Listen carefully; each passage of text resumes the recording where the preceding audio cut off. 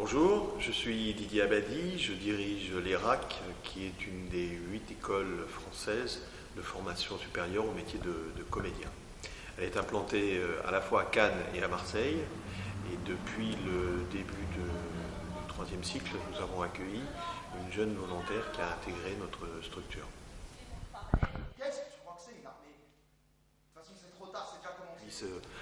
Parler aussi avec les élèves, vivre avec eux, puisqu'elle a suivi pratiquement tout le cursus de troisième année avec 4 spectacles. Il y en a encore un autre là, sur lequel elle a été vraiment intégrée comme une professionnelle.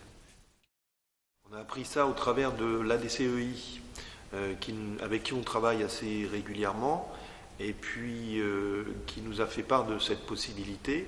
Et tout de suite, je me suis dit, tiens, c'est intéressant de lancer ça, d'autant plus qu'on avait déjà des envies de travailler au niveau européen, ce qu'on a fait avec la Roumanie, ce qu'on a fait après avec un autre pays non européen, la Russie, et ce qu'on va encore développer l'année prochaine avec 7 villes, 7 ports de différents pays de la Méditerranée. Donc c'est une dynamique qui nous intéresse, parce que c'est vraiment toujours intéressant de décloisonner le théâtre de sa situation très nationale, et puis de le connecter vers d'autres réalités, d'autres langues, d'autres pratiques artistiques, d'autres publics. C'est toujours intéressant de mélanger ça. Là, j'étais à Paris au théâtre de l'Aquarium, et après, j'ai aperçu que ça permettait, en faisant rentrer des jeunes comme ça à côté de nos élèves, d'amener un regard extérieur, une distance par rapport à notre type de formation, qui est quand même ciblé sur un petit secteur, donc le théâtre et l'art dramatique, sur des textes qui sont essentiellement des textes de langue française, et sur un paysage national, sur un terrain national. Et tout à coup, avoir quelqu'un qui venait d'ailleurs m'a semblé être une façon de mettre tout ça un peu en abîme. C'est-à-dire qu'à un moment donné, tout le monde se pose des questions sur la relativité de cette activité de théâtre en France par rapport à d'autres pays européens. Dans l'état où vous êtes, je vous ouvre pas, hein.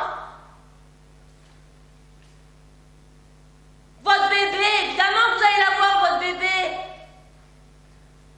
Alors l'école a été créée en 1990 dans une forme à 2 années, et en 1995 elle a pris sa structure d'école supérieure, donc avec un cycle de 3 années, et l'implantation ensuite dans le système Frisch à Marseille s'est fait en 1997, puisqu'on a eu une année où la 3e année était totalement itinérante et tournait un peu dans toute la France en résidant dans des grands théâtres.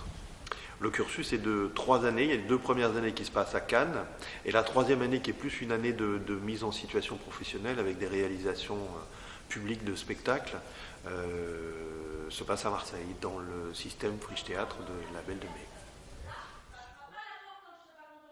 Alors il y a plusieurs étapes. La première étape, c'est le problème de la langue, mais ça c'est quelque chose qui est facilement réglé avec le temps. La deuxième chose, c'est que la personne doit venir avec une mission, une fonction particulière. Alors ça dépend un peu du curriculum vitae de la personne. En fonction de ce qu'elle a fait, on peut la répartir sur différentes tâches. L'idée étant qu'elle puisse un peu suivre différentes formes d'activité au sein de notre structure. Et là, la personne que nous avons eue, Sylvia, qui est vraiment quelqu'un qui connaissait le théâtre, donc qui avait déjà une formation au théâtre, elle a tout de suite pu intégrer un poste pratiquement d'attaché de production. C'était intéressant de travailler avec Sylvia, d'une part parce qu'on travaillait aussi avec des metteurs en scène italiens, donc c'était bien d'avoir aussi cette approche un peu différente. Et puis, en tout cas, c'est une curiosité qui nous anime. Oui. On discute régulièrement avec elle est là pendant les spectacles, elle est là pendant les répétitions, elle est avec les élèves, elle est avec toute l'équipe d'administration, elle est venue travailler aussi un peu à Cannes pour qu'elle voie la totalité de la structure. Non, c'est quelque chose qui est assez naturel, quoi, finalement. Et le fait qu'elle soit italienne aussi, pour nous, est très fort, parce que on peut avoir des échanges sur la situation du théâtre en Italie, sur ce qui s'y passe, comment ça fonctionne. Enfin, pour nous, c'est vraiment un enrichissement, quoi. Et j'espère aussi pour elle de voir comment, finalement, nous, on n'est pas si éloigné de ses préoccupations, de ses envies, comme on peut constater aussi que notre système français de culture publique et d'accession au spectacle est quand même extrêmement positif et plutôt en avance par rapport à beaucoup de systèmes en Europe. Voilà, tout ça, alors qu'on est souvent tenté de le critiquer, quoi. Donc tout ça, je pense que c'est vraiment une mise en situation, une mise en abîme de tout qui nous permet de relativiser beaucoup les choses. Ce qui est intéressant dans le théâtre, c'est que ça traduit fondamentalement la culture et la langue d'un pays. C'est extrêmement lié à la langue. Mais dans la construction européenne, ce qui est important, c'est pas que tout soit pareil, qu'il y ait un lissage, mais au contraire de travailler sur ces différences-là. Et la différence d'une langue, de la façon de jouer une langue, c'est le théâtre. Et il n'y a souvent que le théâtre qui permet de traduire ça. Et je pense que dans la construction européenne, qui doit être finalement une confrontation des cultures et pas un lissage, le théâtre a une place fondamentale.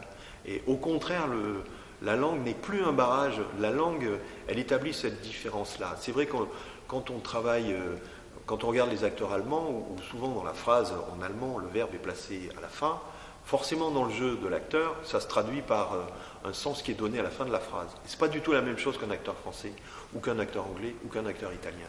Et c'est confronter ces différentes méthodes et façons de dire la langue qui est extrêmement enrichissante.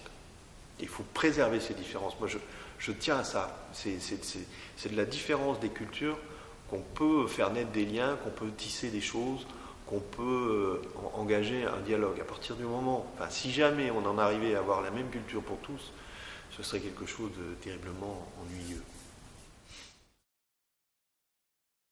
D'autres pays, mais c'est très dur. C'est un métier qu'on fait vraiment par vocation.